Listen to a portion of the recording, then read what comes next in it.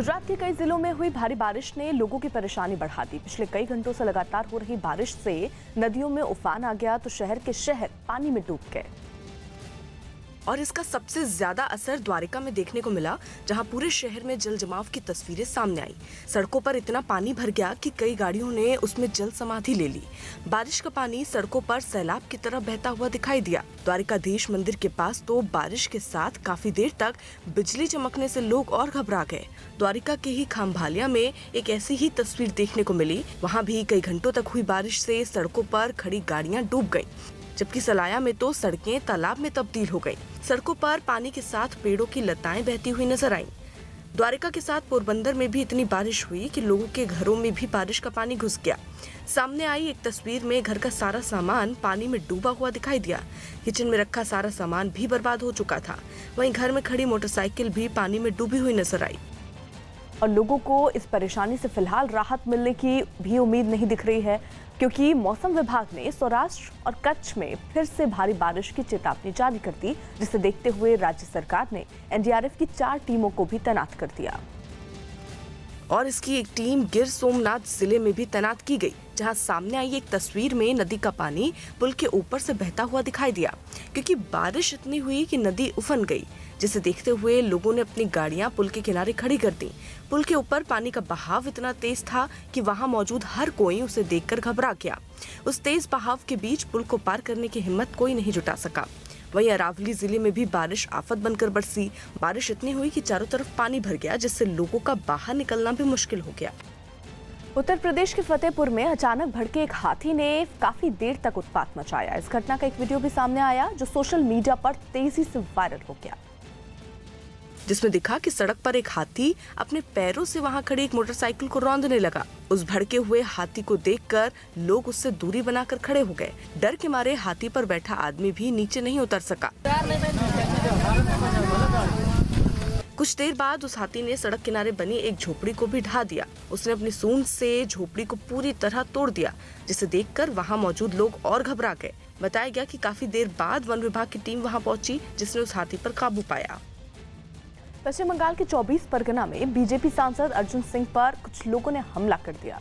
अर्जुन सिंह के समर्थकों ने इस हमले का आरोप टीएमसी कार्यकर्ताओं पर लगाया और सड़क पर जमकर हंगामा किया, जिसकी जानकारी मिलते ही वहां पुलिस की कई टीमें पहुंच गईं। पुलिस ने सबसे पहले अर्जुन सिंह का हालचाल लिया और उसके बाद समर्थकों को शांत कराने लगी। इस हमले में सांसद को कोई चोट नहीं आई, लेकिन उनकी गाड़ी बुरी तरह टूट फूट गई। यह हमला उस वक्त हुआ जब अर्जुन सिंह कुछ कार्यकर्ताओं के साथ कार से जा रहे थे। মমতা বন্দ্যোপাধ্যায় যেভাবে করছেন, তার সঙ্গী সাথীরা, অনুগামীরা, ভাইয়েরা যে গুন্ডাগর্দি করছেন, একজন সাংসদ তার গাড়ি এভাবে ভাঙতে পারে।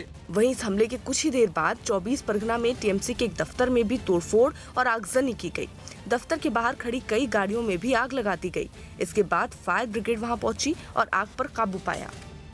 मुंबई से लेकर राजकोट तक समंदर के किनारे बसी लाखों की आबादी मूसलाधार बारिश की वजह से पैदा हुए जलभराव और बाढ़ से बेहाल है। मानसून से पहले जल निकासी के इंतजाम के दावे बारिश में बह चुके हैं। मुंबई में इतनी बारिश हुई कि पानी मोहल्लों में भर गया और लोगों के घरों में घुस गया। सड़कें नदियों में तब्दील हो गई।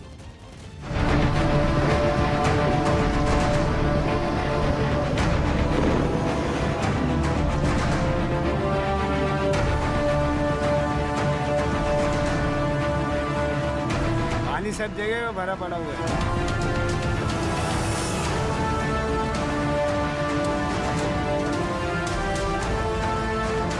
तेज बारिश के चलते जलजमाव की स्थिति किंग सर्कल में पैदा होने लगी है।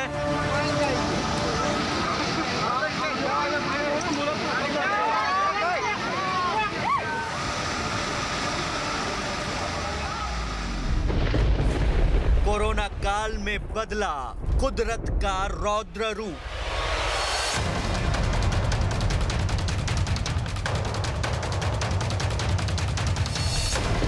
कहीं भयंकर बारिश, कहीं बाढ़ से हाहाकार।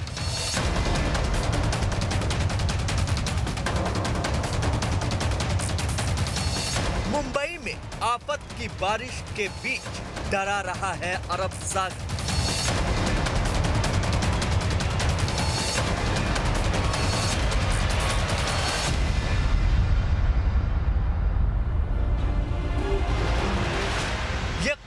के कहर की वो तस्वीरें हैं जिनसे हर कोई डरा और सहमा है।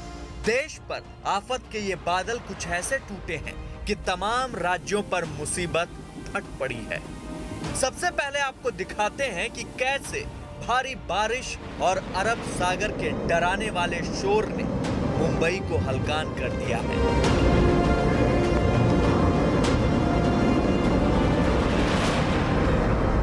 प्रचंड बारिश ने मुंबई का हाल एक बार फिर बेहाल कर दिया है। ये तस्वीरें किंग सर्कल इलाके की हैं, जहां सड़क किसी स्विमिंग पूल में तब्दील हो गई है। सड़क पर लगातार बढ़ रहा पानी दुकानों के भीतर घुस चुका है, जबकि बीएमसी के दावों की पोल इन तस्वीरों ने साफ तौर पर खोल दी है। मैं इस वक्त किंग सर्कल इलाके में मौजूद हूं और यहाँ की आपको तस्वीर दिखा देता हूं। पानी सिर्फ सड़कों पर नहीं भरा है बल्कि अब दुकानों में भी भरने लगा है। जो आसपास की दुकानें हैं, किंग सर्कल जो ईस्टर्न एक्सप्रेस हाईवे का इलाका है, ये रोड है, यहाँ पर जो है अब पानी देखिए, तमाम जो गाड़ियां गुजर रही है तो पानी जो है वो दुकानों में जा रहा है जाहिर तौर पर, और आगे रेसिडेंशियल इलाका है, पानी वहां तक पहुंच रहा है। लहरों के इस वेग के आगे कार और बाइक वाले भी बेबस हो गए। कहीं किसी गाड़ी को धक्का लगाना पड़ा तो कहीं किसी स्कूटर को सड़क पर बहते दरिया से निकालने के लिए एड़ी चोटी का जोर लगाना पड़ा। ये मुंबई का अंधेरी सबवे है। भारी बारिश ने इस इलाके को किसी खौफनाक दरिया में तब्दील कर दिया है। सड़क पर उमड़ा ये सैलाब इस कदर उफान पर है कि अंधेरी स्टेशन की पटरियां अब इसकी जद में आने से कुछ ही फीट दूर है। जिस नाले के जरिए बीएमसी पानी निकाले जाने का दावा करती थी, वही नाला बारिश की वजह से ओवरफ्लो हो चुका है। आलम यह हो गया है कि तमाम दुकानें बारिश की भेंट चढ़ गई हैं, जबकि अंधेरी और जोगेश्वरी की तरफ जाने वाला रास्ता पानी से लबालब हो चुका है। मैं इस वक्त मौजूद हूं अंधेरी सबवे पर, जहां पर जो सबवे है वो नदी में तब्दील हो चुका है और आसपास के इलाके भी उससे अछूते नहीं हैं। पहले आप तस्वीर दिखाता हूं, ये अंधेरी सबवे है और ये अंधेरी ईस्ट और वेस्ट जाने का जो है ये रास्ता है, मुख्य रास्ता है ये। यहाँ से तमाम जो लोग हैं वो वेस्ट की तरफ जाते हैं। हिंद माता इलाका भी हमेशा की तरह बारिश से बेहाल है। रुक रुक कर लगातार हो रही बारिश ने लोगों की आवाजाही पर ब्रेक लगा दिया। हालांकि बीएमसी की तरफ से पानी की निकासी का भी बंदोबस्त किया गया, लेकिन कुदरत के आगे तकनीक भी बेबस हो गई। हर साल की तरह इस साल भी जरा सी बारिश में हिंद माता में सड़कों पर पानी जो है वो आ चुका है। लोगों को आवागमन करने में काफी दिक्कतों का सामना करना पड़ रहा है। अंधेरी ईस्ट में भी लगातार हो रही बारिश लोगों के लिए चुनौती का सबब बन गई। मरोल इलाके में इस कदर पानी भर गया कि सड़क पर चलने वाली सवारियों को सैलाब को चीरकर आगे बढ़ना पड़ा। मूसलाधार बारिश ने सायन पुलिस स्टेशन को भी अपने आगोश में ले लिया। कुदरत की इस चुनौती ने कानून के रखवालों को ऐसी मुसीबत में डाल दिया कि न तो कोई अपनी फरियाद लेकर आ पा रहा है और न ही पुलिस वाले अपनी गाड़ियों से थाने तक पहुंच पा रहे हैं। ये जो हिस्सा आप देख रहे हैं, पूरा ये रोड का हिस्सा है, वो बिल्कुल जो है भर गया है। और देखिए सामने जो पुलिस वाला है, जो सामने आपको दिख रहा है, वो पैदल आना पड़ रहा है। गाड़ी सामने खड़ी कर दी गई है और सामने खड़ी करने का, क्योंकि यहाँ पे गाड़ी लाएंगे तो बंद पड़ने का खतरा हो जाएगा और गाड़ी बीच में बंद पड़ जाएगी पानी की वजह से। उसी वजह से जो पुलिस वाले पुलिस स्टेशन आ रहे हैं, वो पानी में घुस के उनको जाना पड़ रहा है पैदल ही, क्योंकि मजबूरी वही है, क्योंकि पूरे हिस्से में पानी भर गया है।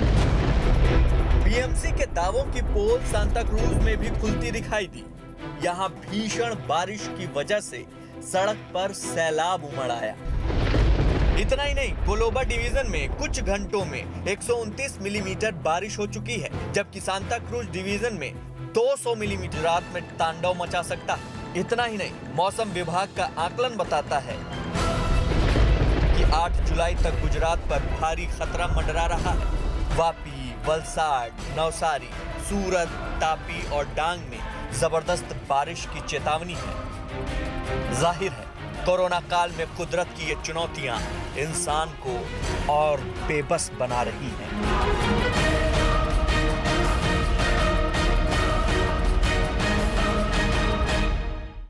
अमेरिका के कैलिफोर्निया में सिख समुदाय के लोगों ने जरूरतमंदों के बीच खाने पीने का सामान बांटा। सिख समुदाय के लोग अमेरिका के स्वतंत्रता दिवस के मौके पर एक जगह इकट्ठा हुए, जहां उन्होंने जरूरतमंदों के खाने पीने का सामान बांटकर स्वतंत्रता दिवस का जश्न मनाया। उन्होंने लोगों को खाने पीने का सामान दिया, जिसके लिए लोग एक एक कर अपनी गाड़ी से वहां पहुंचते दिखाई दिए। इसके अलावा लोगों को मास्क और सैनिटाइजर भी बांटे गए। इन चीजों को लेने के लिए वहां गाड़ियों की लंबी कतार दिखी। वहीं बड़ी संख्या में पुलिस के जवान भी वहां मौजूद रहे। कांग्रेस के राष्ट्रीय महासचिव प्रियंका गांधी को लोधी स्टेट वाला बंगला बीजेपी के राज्यसभा सांसद अनिल बलूनी को मिल सकता है। केंद्र सरकार प्रियंका गांधी को बंगला खाली करने के लिए नोटिस भेज चुकी है। उन्हें 1 अगस्त तक बंगला खाली करना है। अनिल बलूनी से कुछ समय पहले सरकार से अपना बंगला बदलने की अपील की थी। अनिल बलूनी अभी 20 रकाबगंज रोड पर रह रहे हैं। एमपी के कई इलाकों में भारी बारिश और लोगों के लिए मुसीबत बन गई। वहां के नरसिंहपुर इलाके में कई घंटों की बारिश के बाद बाढ़ जैसे हालात बन गए और सड़कों पर सैलाब बहता दिखा। सड़क पर बहते पानी को देखकर ऐसा लगा कि जैसे कोई नदी बह रही हो।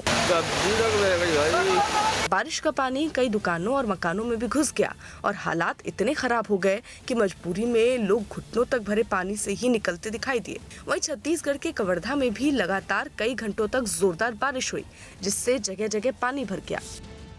मध्य प्रदेश के रीवा में बीच सड़क पर 2 लोगों ने मिलकर एक आदमी की पिटाई कर दी। बताया गया कि उस आदमी का उन लोगों से कोई पुराना विवाद चल रहा था, जिस पर बात इतनी बिगड़ गई कि 2 लोग उस आदमी को बीच सड़क पर ही पीटने लगे। दोनों ने उसके हाथ पकड़ लिए ताकि वो भाग न सके, जिसके बाद उन्होंने काफी देर तक उसकी पिटाई की। इस दौरान कई लोग वहां से गुजरते दिखे, लेकिन किसी ने भी बीच बचाव करने की हिम्मत नहीं जुटाई। कुछ लोग तो अपनी गाड़ियां रोककर इस मारपीट को देखते रहे। काफी देर बाद आसपास के 1-2 लोग वहां पहुंचे और पिट रहे आदमी को बचाने की कोशिश की। क्या आपने कभी काली रोटी खाई है? वो जैसे कि रोटी जल गई हो, लेकिन इस काली रोटी का स्वाद भी वैसा ही है जैसे सफेद आटे की रोटी का होता है। बताया गया कि ये रोटी काले गेहूं के आटे की बनी हुई है। दावा किया जा रहा है कि काले आटे की रोटी खाने से बड़ी बीमारी ठीक हो सकती है।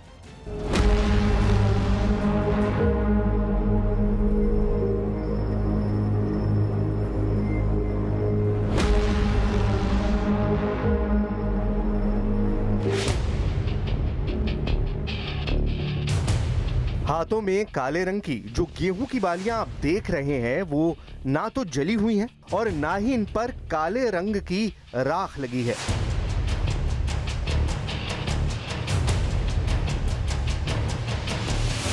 काले गेहूं की बालियों पर सोशल मीडिया पर किए जा रहे दावे को देखिए। ये काला गेहूं है, देखने में भले ही अच्छा नहीं है लेकिन खाने में शानदार है। इसके फायदे भी बहुत हैं। इस गेहूं की बनी रोटी खाने से बड़े बड़े रोग ठीक हो जाते हैं और सबसे बड़ी बात ये कि भारत में पैदा की जा रही है।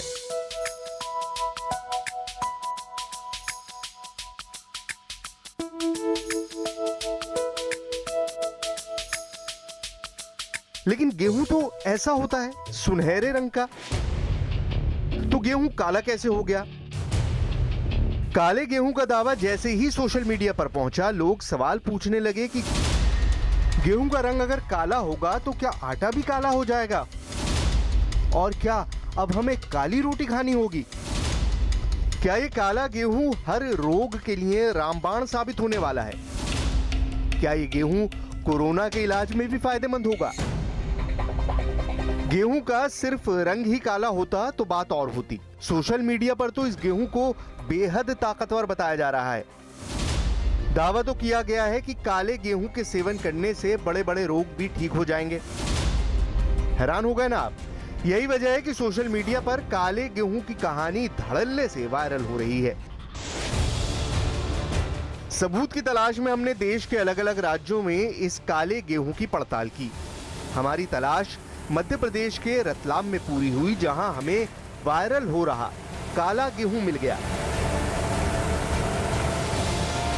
काला गेहूं उपजाने वाले किसान विनोद चौहान ने बताया कि इसकी बालियां भी आम गेहूं जैसी हरी होती हैं, पकने पर दानों का रंग काला हो जाता है। पंजाब में 3500 रुपए क्विंटल के करीब जो इसकी ये है आपकी रिसर्च सेंटर है, उनने बता रखा है कि 3500 रुपये क्विंटल में वहाँ खरीदी इसकी हो रही है। और खरीदी से अलग हटके अगर अपन बात करें तो अभी जिस हिसाब से डिमांड आ रही है गेहूं की, उस हिसाब से 7 से 8 हज़ार रुपये क्विंटल ये गेहूं मैं बेच रहा हूं यहाँ से, और अभी मैंने 7, 8, 10 क्विंटल गेहूं बेचे भी हैं। महंगा होने के साथ साथ क्या काले गेहूं की रोटी भी काली होती है? काले गेहूं का आटा भी साधारण आटे से अलग होता है, वैसा ही जैसा बाजरे का आटा होता है। यह आटा पूरी तरह से काला तो नहीं होता, पर साधारण आटे से बनी रोटी और काले आटे वाली रोटी में फर्क साफ दिखता है। काले रंग के इस गेहूं को पंजाब के national agri food biotechnology institute ने विकसित किया है। संस्था के पास इसका पेटेंट भी है। इसी वेबसाइट पर हमें पता लगा कि इसका रंग काला क्यों होता है। गेहूं में एंथोसायनिन नाम का पिगमेंट होता है। एंथोसायनिन की अधिकता से फलों, सब्जियों, अनाजों का रंग नीला, बैंगनी या काला हो जाता है। एंथोसायनिन नेचुरल एंटीऑक्सीडेंट है, इसी वजह से ये सेहत के लिए फायदेमंद माना जाता है। काला गेहूं एक दुर्लभ फसल है जिसमें साधारण गेहूं के मुकाबले ज्यादा पोषक तत्व होते हैं। आम गेहूं में एंथोसायनिन महज 5 ppm होता है, लेकिन काले गेहूं में ये 100 ppm से 200 ppm के आसपास होता है। इसके अलावा काले गेहूं में जिंक और आयरन की मात्रा में भी अंतर होता है। काले गेहूं में आम गेहूं की तुलना में 60% ज्यादा आयरन होता है। हालांकि प्रोटीन, स्टार्च और दूसरे पोषक तत्व समान मात्रा में होते हैं। इसमें औषधीय गुणों की मात्रा बहुत ज़्यादा है। उसके बाद इसको कैंसर, ब्लड प्रेशर, आपका मोटापा, शुगर वाले पेशेंट के लिए बहुत अच्छा है। क्या ऐसा सच में है? काला गेहूं रोगों के लिए रामबाण साबित होगा? रिसर्च में पता लगा है कि चूहों पर किए गए प्रयोगों में देखा गया कि ब्लड कोलेस्ट्रॉल और शुगर कम हुआ, वजन भी कम हुआ। अपनी एंटीऑक्सीडेंट खूबियों की वजह से इंसानों के लिए ये फायदेमंद साबित होगा, लेकिन इंसानों की बीमारी खत्म हो जाएगी, इस बारे में अभी कोई रिसर्च नहीं किया गया है। सरकार की जो एजेंसी है ICAR, उसने अभी इसको अप्रूव नहीं किया है, तो किसी भी तरह की सरकारी सहायता इस अनाज की खेती पर नहीं मिलती है। साथ ही सरकारी मंडियों में भी इसको बेचना मुश्किल है। इसके बावजूद अब वो दिन दूर नहीं जब सोने जैसा दिखने वाला गेहूं काले रंग में खेतों में लहलहाता दिखाई दे। झारखंड के बोकारो में एक बदमाश ने दुकान से बंदूक दिखाकर हजारों के गहने लूट लिए। गहने लूटने के बाद जब दुकानदार ने बदमाश को रोकने की कोशिश की तो वहां से भागता दिखा, तो उसने दुकानदार पर बंदूक तान दी। वो बंदूक दिखाकर कुछ देर तक दुकानदार को डराता रहा और फिर वहां से फरार हो गया। ये बदमाश ग्राहक बनकर दुकान के अंदर पहुंचा था। कुछ देर तक वो गहने खरीदने के बहाने काउंटर पर बैठा रहा और फिर लूटपाट कर फरार हो गया। बताया गया कि बदमाश के साथ उसका एक साथी भी था जो दुकान के बाहर खड़े होकर निगरानी कर रहा था। घटना की जानकारी मिलने के बाद पुलिस वहां पहुंची और छानबीन में जुट गई। पुलिस ने बदमाशों को जल्द से जल्द पकड़ने का भरोसा भी दिया। सोने का एक चेन और एक लॉकेट वो ले लिया है और उसने एक राउंड गोली भी चलाया है। प्रयास करेंगे कि जल्द से जल्द उसको गिरफ्तार करें। बिहार के किशनगंज में मकान में आग लगी। बिहार के किशनगंज में खाना बनाने के दौरान एक मकान में आग लग गई, जिसके बाद आसपास के 5 मकान भी आग की चपेट में आ गए। दिल्ली में लूटपाट करने के बाद एक बदमाश का पुलिस पर फायरिंग का वीडियो सामने आया। MP के खरगोन में चोरल नदी में फंसे 2 लोगों को रेस्क्यू कर सुरक्षित बचा लिया गया। अमेरिका की जॉर्जिया में पुलिस के खिलाफ विरोध प्रदर्शन के दौरान कुछ प्रदर्शनकारियों ने पुलिस विभाग की एक इमारत पर पथराव और तोड़फोड़ की। बेंगलुरु के गुरुपुरा इलाके में भारी बारिश से जमीन खिसकने के बाद एक मकान ढह गया। गुजरात के गिर सोमनाथ में बारिश के बाद आई बाढ़ से कई रिहायशी इलाके जलमग्न हो गए। दिल्ली में पेट्रोल और डीजल की बड़ी कीमतों के खिलाफ कांग्रेस ने साइकिल मार्च निकाला। दिल्ली प्रदेश कांग्रेस ने दिल्ली सरकार और केंद्र सरकार पर तेल की बड़ी कीमतों के जरिए मुनाफाखोरी का आरोप लगाया और इसे मुद्दा बनाते हुए दोनों सरकारों के खिलाफ मोर्चा खोल दिया। पार्टी दफ्तर से साइकिल पर सवार होकर ये लोग बीजेपी और आप के नेताओं को चिट्ठी सौंपने के लिए उनके घरों के लिए निकल पड़े।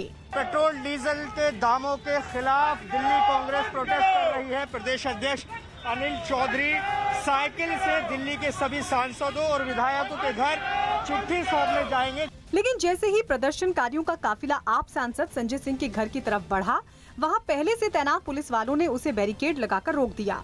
लेकिन कुछ लोगों को संजय सिंह से मिलने की इजाजत दे दी गई। महामारी में संक्रमण में लोगों पर जो मार पड़ी है उसमें और ये महंगाई की मार न मारे। पेट्रोल डीजल पे आप लगभग देखें 50 रुपए सरकारें मुनाफाखोरी कर रही हैं। वहीं आप नेता संजय सिंह ने इस मुद्दे पर कांग्रेस को घेरने में देरी नहीं की।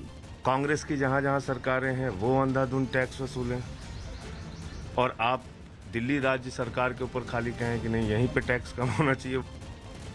मुंबई में लगातार हो रही तेज बारिश की वजह से कई जगहों पर पानी भर गया, जिससे लोगों की परेशानियां बढ़ गई।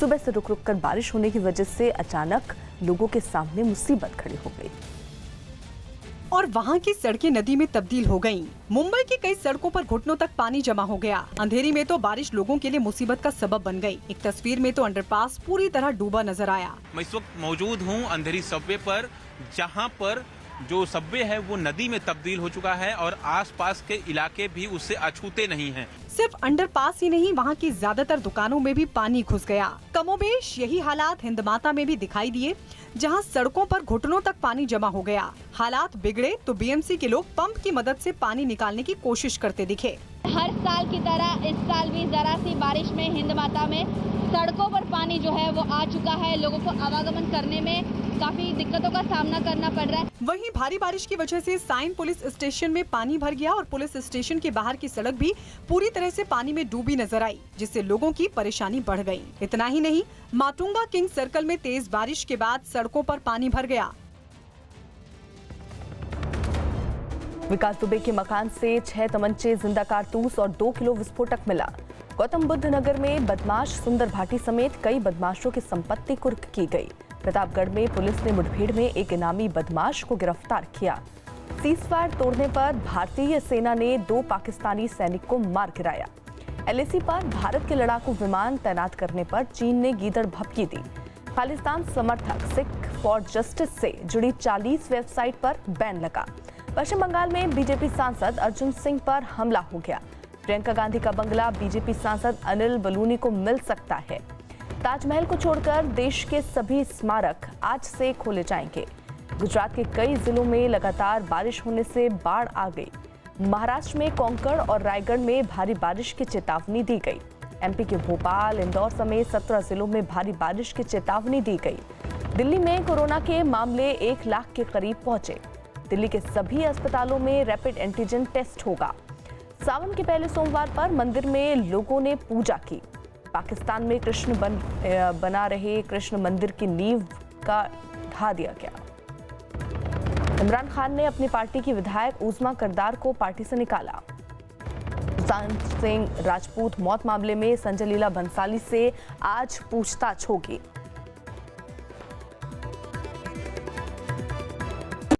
सौ बातें, लेकिन रात 8 बजे सिर्फ 100 बात की एक बात। न्यूज 18 इंडिया पर। न्यूज 18 इंडिया आपका पसंदीदा नेशनल न्यूज चैनल उपलब्ध है डिश टीवी के चैनल। कानपुर मुठभेड़ केस में मुख्य आरोपी विकास दुबे के घर से पुलिस को हथियार और विस्फोटक मिला। विकास दुबे के मकान से 2 किलो विस्फोटक और 6 तमंचे बरामद हुए। इसके अलावा 24 जिंदा कारतूस भी मिले। यही नहीं, 15 देसी बम भी बरामद हुए। मुठभेड़ के बाद से विकास दुबे अभी फरार चल रहा है। पुलिस ने उसके ऊपर 1 लाख का इनाम रखा है। यूपी के कानपुर में बदमाश विकास दुबे के 8 पुलिसकर्मियों की हत्या करने पर शिवसेना ने अपने मुखपत्र सामना में योगी सरकार पर सवाल उठाए। शिवसेना ने तंज कसते हुए लिखा कि आज जनता कोरोना की वजह से लॉकडाउन में बंद है। क्या कल गुंडों से सुरक्षित रहने के लिए लॉकडाउन में रहना पड़ेगा? शिवसेना ने लिखा कि इस सवाल का जवाब योगी सरकार को ही देना है, क्योंकि उत्तर प्रदेश को उत्तम प्रदेश कहा जाता है। शिवसेना ने पुलिस वालों की हत्या को पूरे देश के लिए झटका भी बताया। विकास दुबे कहां है, इसका पता लगाने के लिए यूपी पुलिस जमीन आसमान एक किए हुए है। 1 लाख रुपए के इस इनामी गैंगस्टर का पता लगाने के लिए यूपी एसटीएफ ने 150 से ज्यादा ठिकानों पर छापेमारी शुरू की। पिछले 48 घंटों के दौरान पुलिस को ऐसे कई सुराग मिले जो अंधेरे में भटक रही कानपुर पुलिस को रोशनी दिखा सकते हैं। लेकिन इनमें से ही कुछ सुराग ऐसे हैं जो पुलिस को मुश्किल में भी डाल सकते हैं।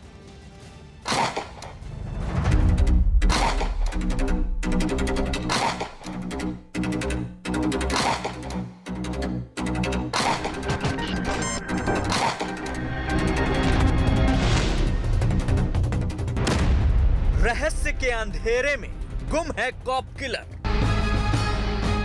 हमारे ऊपर कम से कम 20 फायर जो है वो अचानक आ गए और उसी पहले ही राउंड में हम 3 लोगों को जो है गोली लग चुकी थी। नेपाल की सरहद से लेकर बीहड़ों तक खाक छानती पुलिस।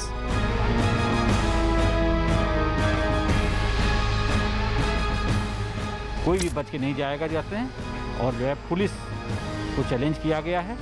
हम इस चुनौती को स्वीकार करते हुए 40 थानों की पुलिस, एसटीएफ ने एक किया जमीन आसमान। 40 थानों की फोर्स इस काम में लगी हुई है। यहाँ की एसटीएफ लखनऊ की टीम भी यहाँ पर आकर के अपना काम कर रही है। 3 दिन बाद भी नहीं मिला धोखेबाज हत्यारा।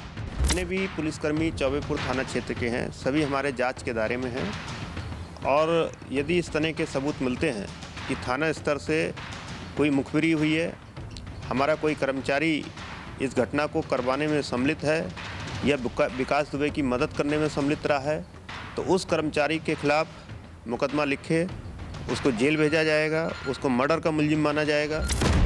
नाकाम पुलिस, बेलगाम अपराध। कानपुर जनपद के 40 थानों की फोर्स और सभी अधिकारी लगातार तब से कॉम्बिंग कर रहे हैं, सर्च ऑपरेशन चलाए हुए हैं।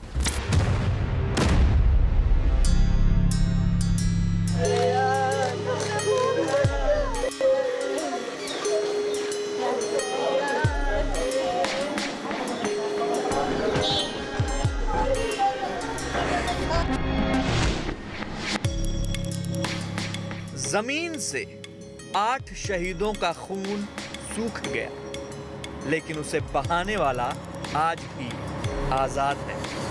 शहीदों की माताओं, बीवियों और बच्चों की सिसकियां सुनकर हर आंख नम हो गई, लेकिन उनका गुनहगार आज भी आजादी की सांस ले रहा है। विकास दुबे। वो नाम जो आज सड़क से लेकर सत्ता तक, आम इंसान से लेकर पुलिस तक सबकी आंखों का कांटा बन गया है, लेकिन अभी तक उसे पकड़ पाना तो दूर, पुलिस उसकी जर्रा बराबर भी जानकारी नहीं जुटा पाई है। लेकिन उसकी तलाश में परत दर परत वो राज खुल रहे हैं जो सबके होश उड़ा रहे हैं। वो राज जिनमें विकास जैसे खूंखार अपराधी की जड़ें पुलिस महकमे में फैले होने से लेकर राजनीतिक गलियारों में उसकी हनक और पकड़ का सबूत है। विकास दुबे को लेकर पुलिस की बेचैनी का आलम यह है कि उत्तर प्रदेश का शायद ही कोई जिला और थाना बचा हो जहां उसकी तस्वीर और उसके कारनामों की फहरिस्त न पहुंची हो। बहुत ही दुर्दांत अपराधी हैं और इनके द्वारा पूर्व में जो घटनाएं की गई हैं वो भी बहुत ही दुस्साहसिक घटनाएं पूर्व में की गई हैं। जैसे इनके गैंग का जो एक अपराधी परसों पुलिस मुठभेड़ में अतुल दुबे मारा गया, इसने और विकास दुबे ने थाने में घुस करके उस समय के तत्कालीन मंत्री उनकी थाने के अंदर घुस करके हत्या कर दी थी। कानपुर पुलिस ने विकास दुबे का पता लगाने के लिए 30,000 गज में फैले उसके आलीशान मकान को जरूर मटियामेट कर डाला। विकास दुबे के घर में पुलिस की रेड पड़ी तो उसी दौरान छतों से फायरिंग होने लगी। वहीं दूसरी तरफ जो उसका घर है उस घर को मैं दिखाना चाहूँगा क्योंकि इसी घर को बंकर बनाया गया था जहां पर भारी मात्रा में असला और गोला बारूद बम बरामद किए गए हैं। अब सबसे अहम जानकारी ये है कि जो बम उसके पास से मिले हैं लगभग आधा दर्जन के आसपास बम हैं और इन्हीं बंकर नुमा जो ये घर बनाया गया है इन्हीं की दीवारों के बीच में वो उन सभी असलों और गोला बारूद को छुपा कर रखता था ताकि कभी भी अगर उस पर इस तरह का कोई हमला हो तो वो उनका इस्तेमाल हो सके। यूपी पुलिस ने अपने हर मुखबिर को काम पर लगा दिया है और विकास दुबे को कानून के शिकंजे में लाने के लिए एसटीएफ ने पूरे 150 से ज्यादा ठिकानों को अपने निशाने पर ले लिया है जहां भी विकास के होने का जरा भी शक है। पूरे 48 घंटे की मेहनत के बाद पुलिस को कुछ सुराग मिले हैं जो उसे रास्ता दिखा सकते हैं। सुराग नंबर 1, लावारिस कार। सुरागों की फहरिस्त में सबसे ऊपर है ये कार, जो पुलिस को औरैया के पास दिबियापुर में लावारिस हालत में खड़ी मिली। दिबियापुर में सदर कोतवाली के एलजी गार्डन गेस्ट हाउस के पास लखनऊ नंबर वाली फोर्ड की इको स्पोर्ट कार किसी अमित दुबे के नाम से रजिस्टर्ड है, मगर शक है कि विकास दुबे 3 जुलाई को इसी कार से फरार हुआ। लेकिन जिस जगह ये कार मिली उसने पुलिस को और भी ज्यादा गहरे अंधेरे में ले जाकर खड़ा कर दिया, क्योंकि अब शक जताया जा रहा है कि विकास दुबे कहीं औरैया के रास्ते बीहड़ तो नहीं चला गया, क्योंकि औरैया में विकास दुबे के आते रहने का पता पुलिस को पहले ही लग चुका है। मुमकिन है बीहड़ में उसने अपने लिए कोई पनाह तलाश ली हो। सुराग नंबर 2, विकास का नौकर। दयाशंकर अग्निहोत्री, यह नाम पुलिस को बहुत राहत दे रहा है। दयाशंकर फरार विकास दुबे का बेहद खास वफादार है, लेकिन इस वक्त पुलिस के शिकंजे में है। कितने बदमाश हैं उसके पास? फोन कर करके बुलाया था उसने? हाँ। अच्छा, उसको जानकारी कैसे हुई कि पुलिस आने वाली है उसके पास? उसके पास फोन आया था। किसका? थाने से। सुराग नंबर 3, विकास दुबे के मुखबिर पुलिस वाले। विकास की कॉल डिटेल ने भी 24 पुलिस वालों के नाम उजागर कर दिए और इस सिलसिले में पुलिस ने एसओ विनय तिवारी को सस्पेंड भी कर दिया। उसी कड़ी में पुलिस ने चौबेपुर थाने के एक कांस्टेबल को भी इस वक्त सवालों के घेरे में लिया है, क्योंकि बताया जा रहा है कि उस रात इलाके की बिजली काटने के बारे में बिजली विभाग को जो फोन किया गया था वो उसी कांस्टेबल ने किया था जिसने फोन नंबर 8887569297 से फोन किया था। नंबर ये है 8887569297। अच्छा, ये नंबर है। और इस पर जो जानकारी दी गई थी उसके बाद, क्योंकि रात को लगभग कितने बजे तक ये बिजली सप्लाई बाधित की गई थी? ये मुझे जानकारी नहीं है, ये मुझे पता नहीं इसके बारे में। मैंने सिर्फ वहाँ से जो आदेश हुआ कि बिकरू गांव में हादसा हो गया, तार टूट गया है, आप वहाँ जाकर के सूचना वहाँ सूचना कर दो। सुराग नंबर 4, जायदाद के दस्तावेज। यहां पुलिस की टीम उस मकान को जमींदोज करने में लगी है जहां से विकास दुबे अपनी जुर्म की हुकूमत चलाया करता था। खबर मिली थी कि इस मकान में खुफिया तहखाना है। इस पूरी कवायद के बाद पुलिस के हाथ मकान के भीतर से कुछ हथियार तो लगे ही, साथ ही कुछ जमीनों के दस्तावेज भी हासिल हुए और यहीं से पुलिस को उन 150 ठिकानों का भी पता मिला है जहां इस वक्त एसटीएफ छापामारी कर रही है। मुमकिन है कि पुलिस की ये कवायद उसे कामयाबी का सिला दे दे।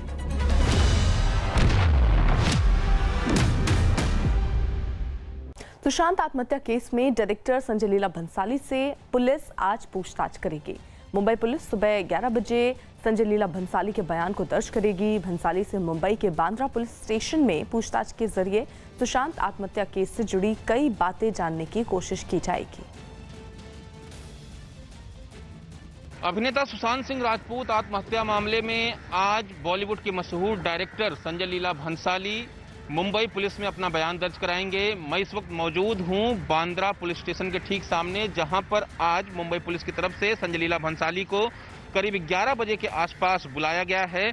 2 जुलाई को संजय लीला भंसाली को समन जारी किया गया था और कहा गया था कि वो पुलिस स्टेशन आएं और अपना बयान दर्ज कराएं।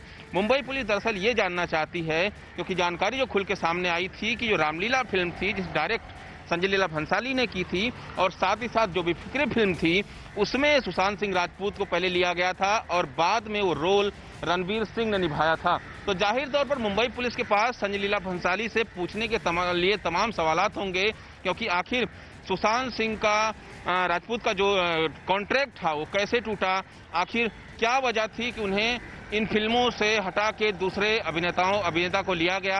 तो ऐसे में महत्वपूर्ण सवालात मुंबई पुलिस के संजय लीला भंसाली से होंगे और देखने वाली बात ये होगी कि उन सवालात का संजय लीला भंसाली क्या जवाब देते हैं।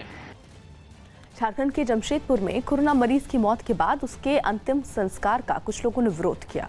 कोरोना की वजह से एक आदमी की मौत के बाद स्वास्थ्य कर्मियों के साथ कुछ लोग शमशान पहुंचे और अंतिम संस्कार की तैयारी में जुट गए, लेकिन तभी सैकड़ों की संख्या में लोग वहां पहुंचे और अंतिम संस्कार करने का विरोध शुरू कर दिया। हंगामा बढ़ते ही एसपी की अगुवाई में कई पुलिस वाले भी घटना वाली जगह पहुंचे और लोगों को समझाने की कोशिश की, लेकिन लोगों ने पुलिस की अपील को नकार दिया और शमशान के गेट पर डटे रहे। विरोध में शामिल कुछ लोगों की पुलिस से तीखी बहस भी हुई। बताया गया कि इनमें कुछ महिलाओं ने तो पुलिस कर्मियों पर पथराव भी कर दिया, जिसके बाद पुलिस वालों ने उन्हें जबरन हिरासत में ले लिया। इन महिलाओं को पकड़ने में पुलिस के भी पसीने छूट गए, क्योंकि पत्थरबाजी के बाद ये महिलाएं छिप गई थीं। हालांकि हालात को काबू में करने के बाद अंतिम संस्कार के काम को अंजाम दे दिया गया। उन लोगों को ये संदेह है कि क्या यहाँ संस्कार होने से कोरोना इधर फैल सकता है, इस चीज़ का एक लोगों का तो आशंका है, मगर ऐसा कुछ है नहीं। कर्नाटक के मंगलुरु में जमीन खिसकने से कई मकानों को नुकसान पहुंचा। लगातार हो रही बारिश की वजह से पहाड़ का एक बड़ा हिस्सा रिहायशी इलाके में गिर गया, जिसकी वजह से वहां एक मकान गिर गया और मलबा चारों तरफ फैल गया। मकान के गिरने से पहले वहां रुक रुक कर जमीन खिसकती दिखी, जिससे अफरा तफरी मच गई। जान बचाने के लिए कई लोग डरकर नीचे की तरफ उतर आए और ऊपर फंसे लोगों से नीचे आने को कहते दिखाई दिए। इस बीच जमीन का एक और हिस्सा ढह गया, जिसकी वजह से कुछ पेड़ टूटकर सड़क पर आ गिरे। इसके बाद जमीन का एक दूसरा हिस्सा खिसका, जिसकी चपेट में आकर एक मकान भर भराकर गिर पड़ा। मलबा गिरने से वहां सड़क भी बंद हो गई, जिसे हटाने के लिए मशीन की मदद ली गई। इसके अलावा रास्तों को खोलने की भी कोशिशें शुरू हो गयी। राजस्थान के कई जिलों में पाकिस्तान से आ रही टिड्डियों को खत्म करने के लिए हेलीकॉप्टर का इस्तेमाल शुरू किया गया। पिछले एक महीने से ये टिड्डियां किसानों की फसलों को नुकसान पहुंचा रही हैं। यही वजह रही इन्हें खत्म करने के लिए सरकारों को बड़ा फैसला लेना पड़ा और इस काम में हेलीकॉप्टर की मदद ली गई। टिड्डियों को मारने की एक तस्वीर जैसलमेर से आई, जहां हेलीकॉप्टर के जरिए टिड्डियों पर दवाओं का छिड़काव किया गया। इससे पहले कुछ लोग हेलीकॉप्टर में टिड्डी दलों पर छिड़काव के लिए केमिकल भरते दिखे। इसके बाद हेलीकॉप्टर आसमान से पूरे इलाके में केमिकल का स्प्रे करता दिखा। इसी तरह जोधपुर जिले में भी टिड्डियों को मारने के लिए अभियान चलाया गया। हेलीकॉप्टर से उन सभी इलाकों में केमिकल का छिड़काव किया गया जहां टिड्डियां कई दिनों से डेरा जमाए बैठी थीं। किसानों ने टिड्डियों के खात्मे के लिए हेलीकॉप्टर के इस्तेमाल को कारगर बताया। अभी ये जो हेलीकॉप्टर से स्प्रे किया है तो सोचते हैं कि जल्दी ही टिड्डी खत्म होगी। पनीर तो खाते हैं ना आप। 1 किलो पनीर आपने कितने तक में खरीदा है? 250, 300 या फिर ज्यादा से ज्यादा 350 में। लेकिन तब क्या होगा जब पता लगे कि पनीर सोने के भाव में मिलने लगा है। सोशल मीडिया पर दावा किया जा रहा है कि 1 किलो पनीर 80,000 रुपए में मिल रहा है। पनीर की ऐसी कीमत शायद ही कभी आपने सुनी होगी।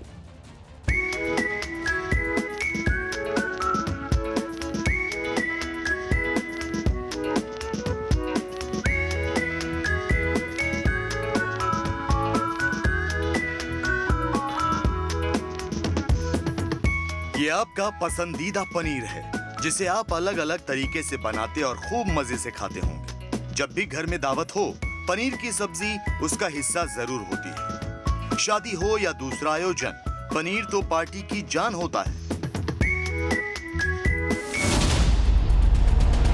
लेकिन अब जरा संभल कर, क्योंकि जो दावा सोशल मीडिया पर किया जा रहा है उसे सुनकर शायद आप पनीर खाना ही छोड़ देंगे। दावा यह किया जा रहा है कि पनीर की कीमत आसमान छू रही है। सोशल मीडिया पर दावा किया जा रहा है कि अब पनीर खाने के लिए 75 से 80,000 रुपए खर्चने होंगे। इतना महंगा क्यों? इस सवाल का जवाब भी सोशल मीडिया ने दिया है। आपको दुनिया की सबसे स्वादिष्ट पनीर खानी है? अगर हाँ, तो आपको 75 से 80,000 रुपए खर्च करने होंगे। पनीर की ऐसी कीमत सुनकर किसी के भी पैरों तले जमीन खिसक जाए। अक्सर सब्जियों के दामों में उठा पटक चलती रहती है। कई बार कई सब्जियों के दाम आसमान भी छू लेते हैं, लेकिन पनीर का हजारों रुपए किलो में बिकना आश्चर्यजनक है। सोशल मीडिया पर लोग इसकी तुलना सोने से कर रहे हैं।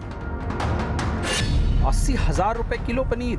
किसी ने सच ही कहा था, आने वाले वक्त में पनीर सुनार की दुकानों पर मिलेगा।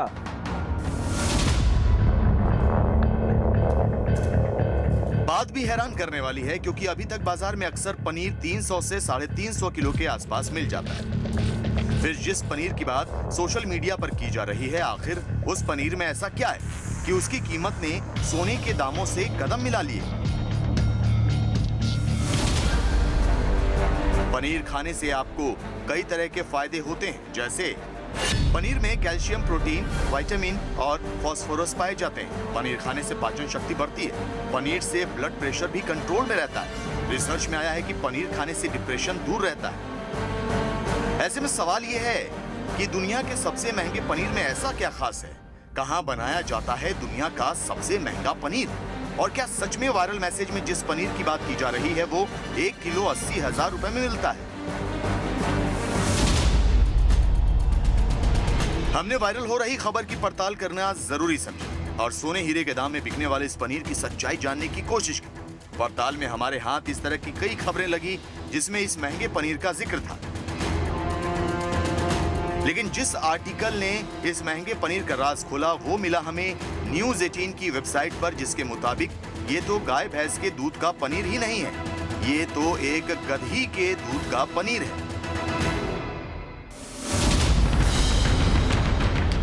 गधी के दूध वाला पनीर सर्बिया के एक फार्म में बनाया जाता है। दुनिया के सबसे महंगे पनीर को प्यूल चीज कहा जाता है। इसे बनाने वाले स्लोबोदान सिमिक की माने तो ये पनीर न केवल लजीज होता है बल्कि सेहत के लिहाज से भी बेहतर विकल्प है। खास बात यह है कि एक गधी एक दिन में 1 लीटर दूध भी नहीं देती। इसी वजह से इस पनीर का उत्पादन बहुत कम हो पाता है। एक साल में ये फार्म 6 से 15 किलो तक ही पनीर बनाता और बेचता है। यही वजह है कि सर्बिया का पनीर इतना महंगा है। फार्म के मालिक का दावा है कि अस्थमा और ब्रोंकाइटिस जैसे कुछ रोगों में यह पनीर फायदेमंद है। यानी कि कुल मिलाकर इस दूध से बने पनीर की कीमत इसके फायदों को देखते हुए ही रखी गई, जिससे लोगों को इस स्वादिष्ट और पौष्टिक पनीर का लाभ हो सके। यूपी के कानपुर में लावारिश हालत में 3 गाड़ियों के मिलने से हड़कंप मच गया। ये तीनों गाड़ियां लग्जरी हैं जिन पर नंबर प्लेट नहीं थी, जिसके बाद पुलिस ने तीनों गाड़ियों को थाने लेकर गई। पुलिस की जांच में पता चला कि ये गाड़ियां कानपुर के एक कारोबारी की थी। उन्होंने दूसरे लोगों के नाम पर इसको ली थी, जिसके बाद पुलिस ने कारोबारी को पूछताछ के लिए थाने बुलाया। 8 पुलिसकर्मियों की शहादत के मामले में पुलिस मुख्य आरोपी विकास दुबे की तलाश कर रही है। पुलिस की कई टीमें छापेमारी में लगी हुई हैं, कई सर्विलांस के जरिए सबूत जुटाने की और उस तक पहुंचने के प्रयास कर रही हैं। इसी दौरान कानपुर पुलिस को विजयनगर चौराहे पर 3 काली लग्जरी गाड़ियां खड़ी हुई मिली हुई हैं। इन गाड़ियों के बारे में बताया जा रहा है कि ये गाड़ी क्षेत्र के ही रहने वाले एक जय वाजपेयी नाम के युवक की हैं। इस युवक के दुर्दांत विकास दुबे के साथ फोटो भी वायरल हो रहे हैं।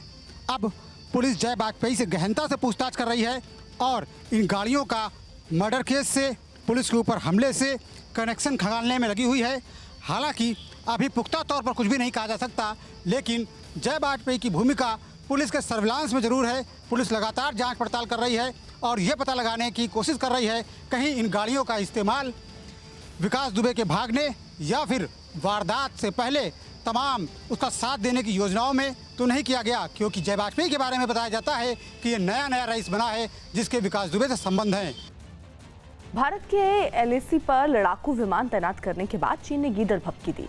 चीन के सरकारी अखबार ने लिखा कि भारत के लड़ाकू विमानों के तैनाती के बाद हिंसक झड़प या युद्ध का खतरा बढ़ जाएगा। दरअसल भारत के लड़ाकू विमान तैनात करने के बाद चीन बौखलाया हुआ है। एक तरफ देश में चीन के सामान का बहिष्कार किया जा रहा है, ऐसे में ग्लोबल टाइम्स ने गीदड़ भभकी दी कि वो ऑटो पार्ट्स, टेक्सटाइल मटेरियल और दवा सामग्री की सप्लाई रोक देगा, जिससे भारत में प्रोडक्शन में दिक्कत आएगी। गलवान घाटी में एक छोटी सी गलती भी चीन